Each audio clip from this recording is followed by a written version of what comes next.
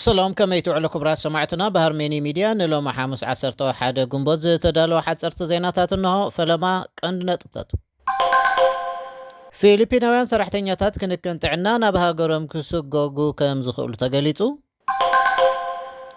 اب كامباس مانيلا سرعاتو عالوغ يفتس امالو تباهيلو لورين ابو ددر يوروفيجن ابناي موداتا مدرخ حليفة كندنا تبتا زينا سمعت ان يحكم كبرى سمعتنا نايزيو من كالوتن زينات زرزرات دحر زحات صار مسغاغري تصبينا مساناتن استات ميتي فيليبيناوያን ሰራሕተኛታት ክንክን ጥዕና ናብ ሃገሮም ክስገጉ ከም ዝኽእሉ ተፈሊጦም ዞም ፊሊፒናውያን ብኩባንያ አቴንዶ ኣብ ሾደን ክሰርሑ ዝሰልጠኑ ምዃኖም ኣገልግሎት ቴሌቪዥን ሾደን ኤስቪቲ ጸብጺባላ ሰራሕተኛታት ክንክን ጥዕና ቋንቋ ሾደን ኣጽኒዖም ኣብ ሾደን ብነርስነት ክሰርሑ ይኽእሉ እዮም ዝብል ብኣቴንዶ ዝወፀ መወዓውዒ መጋገይን ንሕግዝ ጣሓሰን ኢሉ ከም ዝኣምን ኤጀንሲ ስደተኛታት ገሊጹሎ በዚ ድማ ቋሚ ፍቃድ መንበር ዘይብሎም ሰራሕተኛታት ፊሊፒንስ ናብ ሃገሮም ክስገጉ ምዃኖም ሬድዮ ሾደን ጸብጺባ ቀዳሞት ልዕሊ 200 ዝኾኑ ፊሊፒናውያን ሰብ ሞያ ክንክን ጥዕና ብፕሮጀክት አቴንዶ ኣብ 2016 እዮም ናብ ሾደን ኣትዮም ብርክት ዝበሉ ካብዚኣቶም ትምህርቲ ቋንቋ ሾደን ዝወሰዱ ኣብ ልዕሊ ምዃኖም ቋሚ ፍቃድ መንበር እውን ከም ዝረኸቡ ተፈሊጡሎ ትኾነ ግና ኣስታት መይትን ዝኾኑ ካብዞም ፊሊፒናውያን ጊዜያዊ ፍቃድ መንበር ጥራይ ዘለዎም ብምዃኖም ናብ ሃገሮም ናይ ምስጓግ ተኽእሎ ከም ዘለዎም እዩ ዝግለጽ ዘሎ ትኾነ ግና ኣቴንዶ ንኣገልግሎት ቴሌቪዥን ሾደን ኣብ ዝሃቦ ሓበሬታ እዞም መዋዕውዕታት ምስልጣን ነርስታት መጋገይቲኦም ነይሮም ንዝብል ክሲ ድሕሪ ምንጻግ ነቲ ውሳነ ይግባይ ክብለሉ ምዃኑ ገሊጹሎ ኣስታት 20 ሚእታዊት ካብ ተምሃሮ ካልኣይ ደረጃ ካምፓስ ማኒላ ስቶክሆልም ኣብ ዲጂታላዊ ናይ ጽሑፍ ምርመራ ስርዓታዊ ዝኾነ ዓሎቕ ይፍጽሙ እዮም ተባሂሎም ከም ዝጥርጠሩ ጋዜጣ ዳግንስ ንሂተር ጸብጺባ 51 ካብ 260 ተምሃሮ ኣብቲ ስርዓተ ዲጂታል ንዘሎ ናይ ሴኩሪቲ ነዃል ብምምዝማዝ ነዚ ዓሎቕ ይፍጽሙ ምህላዎም ውሽጣዊ ምርመራ ገሊጹሎ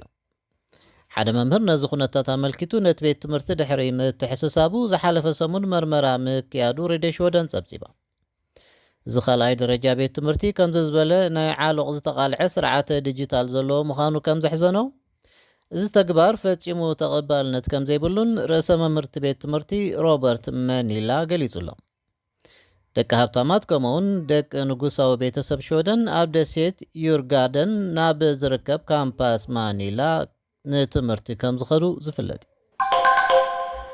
ኣስታት ሓደ ስምኒት ናይቲ ዜጋታት ሾደን ዝጥቀሙሉ ዕሹግ ፕላስቲክ ጥራይ ተሓዲሱ ከም ዝምስራሕ ተገሊጹ ተስተረፈ ኣዝዩ ዝበዝሐ ስራሓት ፕላስቲክ ከም ዝቃጽል ሬድዮ ሾደን ካብ ኤጀንሲ ዕቃብ ኣካባብን ካልኦትን ንዝተረኽበ ስታቲስቲክስ ብምውካስ ጸብጺባ ሓደ ካብ ምኽንያታት ዝተርዮ ዝበዝሐ ስራሓት ፕላስቲክ ናብ መእከቢ ጓሓፍ ኣባይቲ ስለ ዝድርበን ናብ መደብራት ዳግማይ ምምስራሕ ስለ ዘይበጽሕን እዩ ተባሂሉሎ ሎሪን ኣብ ዝቕነ ኣብ ሊቨርፑል ኣብ ዝካየድ ዘሎ ውድድር ዩሮቪዥን ናብ ናይ መወዳእታ መድረኽ ሓሊፋ ኣብ 2012 ኣብ ዝተኻየደ ውድድር ዩሮቪዥን እተዓወተት ሎሪን ብቕድሚ ትማል ሰሉስ ዝተኻየደ ውድድር ፍርቂ ፍጻመ ድሕሪ ምዕዋትያ ናብ ውድድር ፍጻመ ሰጊራ ዘላ ሾደናዊት ሎሪን ታቱ ብዘረስታ ደርፋ ንኮኸብ ዩሮቪዥን ዝመጽእ ቀዳም ክትወዳደር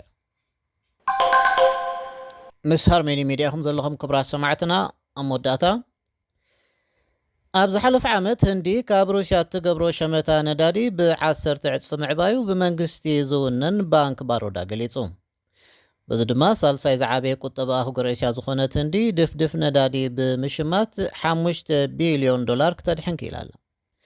ኣብ 2021 መጠን ሸመታ ህንዲ ነዳዲ ሩስያ 200 ሚእታዊት ጥራይ እኳ እንተነበረ ኣብዚ ሕጂ እዋን ግና ናብ 20 ሚእታዊት ክቢሉ ምህላው ባንክ ባሮዳ ወሲኹ ገሊጹሎ ድሕሪ ወራር ሩስያ ኣብ ልዕሊ ዩክሬን ሃገራት ምዕራብ ካብ ሩስያ ዝገብርዎ ዝነበሩ ሸመታ ነዳዲ ኣቋሪጾም እዮም ሩስያ ብፍላይ ንቻይናን ኣብ ዓለም ብሳልሳይ ደረጃ ዝዓበየት ሸማቲት ነዳድን ዝኾነት ህንድን ብዝሓሰረ ዋጋ ሰደድ ነዳዲ ከም እትገብር ዝፍለጥ እዩ እንዲ ኣብ ልዕሊ ሰደድ ሩስያ ተመሳሳሊ እገዳ ንኽትገብር ብኣሜሪካን ኣውሮጳን ጸቕጢ ክግበረላ እኳ እንተጸንሐ እንደገና ነቲ ኣብ ልዕሊ ዩክሬን ዝተገብረ ወራር ብግልጺ ኣብ ልዕሊ ዘይምኹናና ነዳዲ ሩስያ ምሽማት ቀጺላ ኣላ بارك سمعتنا نلومي حاموس عسرتو حدا قنبوت بهارميني ميديا استدالو حترت زيناتات بز فتيمنا لنا مسانا بمزنحكم عزينا نمسجن سلام. هارموني ميديا ዕለተ ልደት መርዓ መመረቕታን ካልኦት ኣገደስቲ ዝኾኑ ናይ ፈተውትኹምን መቕረብትኹምን ምድላዋት ናይ እንቋዕ ሓጎሰኩምን እንቋዕ ኣብቅዓኩምን መልእኽትታት ንምምሕልላፍ ዘኽእለኩም መደብ ጀሚርና ከም ዘለና በዝጋጣሚ እዚ ንኹልኹም ተኸታተልቲ ሃርሞኒ ሚድያ ንሕብር